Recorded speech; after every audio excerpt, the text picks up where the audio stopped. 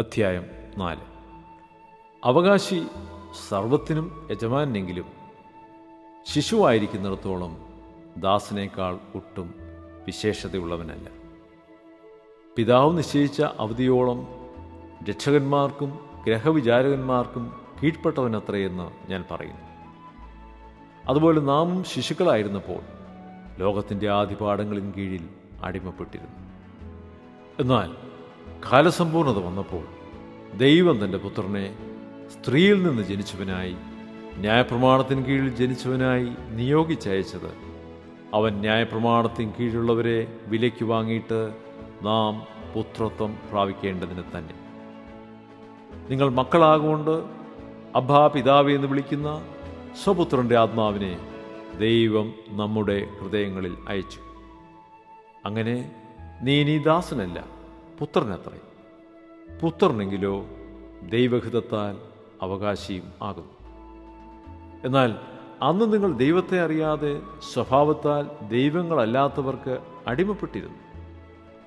ഇപ്പോഴോ ദൈവത്തെ അറിഞ്ഞു, വിശേഷാൽ ദൈവം നിങ്ങളെ അറിഞ്ഞുമിരിക്കെ നിങ്ങൾ പിന്നെയും ബലഹീനവും ദരിദ്രവുമായ ആദിപാഠങ്ങളിലേക്ക് തിരിഞ്ഞ് അവയ്ക്ക് പുതുതായി അടിമപ്പെടുവാൻ ഇച്ഛിക്കുന്നത് എങ്ങനെ?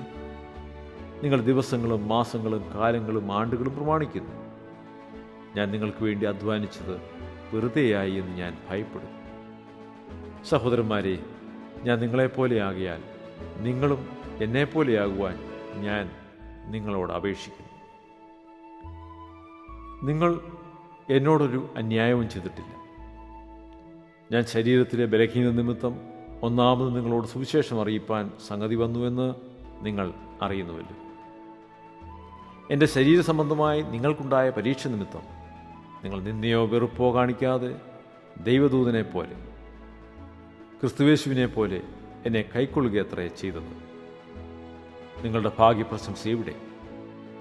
കഴിയുമെങ്കിൽ നിങ്ങളുടെ കണ്ണ് ചൂഴ്ന്നെടുത്ത് എനിക്ക് തരുമായിരുന്നു എന്നതിന് ഞാൻ സാക്ഷി. അങ്ങനെയിരിക്കെ നിങ്ങളോട് സത്യം പറഞ്ഞുകൊണ്ട് ഞാൻ നിങ്ങൾക്ക് ശത്രുവായി പോയോ? അവർ നിങ്ങളെക്കുറിച്ച് എരിവ് കാണിക്കുന്നത് ഗുണത്തിനായിട്ടല്ല. നിങ്ങളും അവരെക്കുറിച്ച് എരിവ് കാണിക്കേണ്ടതിന് അവർ നിങ്ങളെ പുറത്തിട്ട് അടച്ചു കളവാൻ ഇച്ഛിക്കത്ര ചെയ്യുന്നത്. ഞാൻ നിങ്ങളോട് കൂടെ ഇരിക്കുമ്പോൾ മാത്രമല്ല, എല്ലായ്പ്പോഴും നല്ല കാര്യത്തിൽ എരിവ് കാണിക്കുന്നത് നന്ന്. എൻ്റെ കുഞ്ഞുങ്ങളെ, ക്രിസ്തു നിങ്ങളിൽ ഉരുവാകുവോളം ഞാൻ പിന്നെയും പ്രസവവേദനപ്പെടുന്നു. ഇത് നിങ്ങളുടെ അടുക്കലിരുന്ന് എൻ്റെ ശബ്ദം മാറ്റുവാൻ കഴിഞ്ഞിരുന്നുവെങ്കിൽ കൊള്ളാമായിരുന്നു. ഞാൻ നിങ്ങളെക്കുറിച്ച് വിഷമിക്കുന്നു. ന്യായപ്രമാണത്തിൻ കീഴിൽ ഇരിപ്പാൻ ഇച്ഛിക്കുന്നവരെ, നിങ്ങൾ ന്യായപ്രമാണം കേൾക്കുന്നില്ലയോ? എന്നോട് പറയൂ. അബ്രഹാമിന് 2 പുത്രന്മാരുണ്ടായിരുന്നു.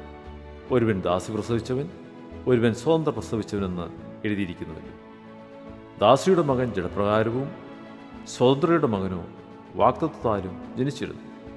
ഇത് സാദൃശ്യമാകുന്നു. ഈ സ്ത്രീകൾ 2 നിയമങ്ങളത്രേ. ഒന്ന് സീനായ് മലയിൽ നിന്ന് ഉണ്ടായി അടിമകളെ പ്രസവിക്കുന്നു. അത് ഹാഗർ. ഹാഗർ എന്നത് അറബി ദേശത്ത് സീനായ് മലയെ കുറിക്കുന്നു. അതിപ്പോഴത്തെ യെരുശലേമിനോട് ഒക്കുന്നു. അത് തൻ്റെ മക്കളോടുകൂടെ അടിമത്തത്തിലല്ലോ ഇരിക്കുന്നത്. മീതെയുള്ള യെരുശലേമോ സ്വതന്ത്രയാകും. അവൾ തന്നെ നമ്മുടെ അമ്മ. പ്രസവിക്കാത്ത മച്ചിയെ ആനന്ദിക്കുക, നോവ് കിട്ടാത്തവളെ പൊട്ടിയാർക്കുക. ഏകാഗ്നിയുടെ മക്കൾ ഭർത്താവുള്ളവളുടെ മക്കളെക്കാൾ അധികം എന്ന് എഴുതിയിരിക്കുന്നുവല്ലോ. നാമോ സഹോദരന്മാരെ, ഇസാക്കിനെ പോലെ വാഗ്ദത്തത്താൽ ജനിച്ച മക്കളാകും. എന്നാൽ അന്ന് ജഡപ്രകാരം ജനിച്ചവൻ ആത്മപ്രകാരം ജനിച്ചവനെ ഉപദ്രവിച്ചതുപോലെ ഇന്നും കാണും. തിരുവെഴുത്തോ എന്തു പറയുന്നു? ദാസിയെയും മകനെയും പുറത്താക്കിക്കളക, ദാസിയുടെ മകൻ സ്വതന്ത്രയുടെ മകനോടുകൂടെ അവകാശി ആകെയില്ല. അങ്ങനെ സഹോദരന്മാരെ, നാം ദാസിയുടെ മക്കളല്ല, സ്വതന്ത്രയുടെ മക്കളത്രേ.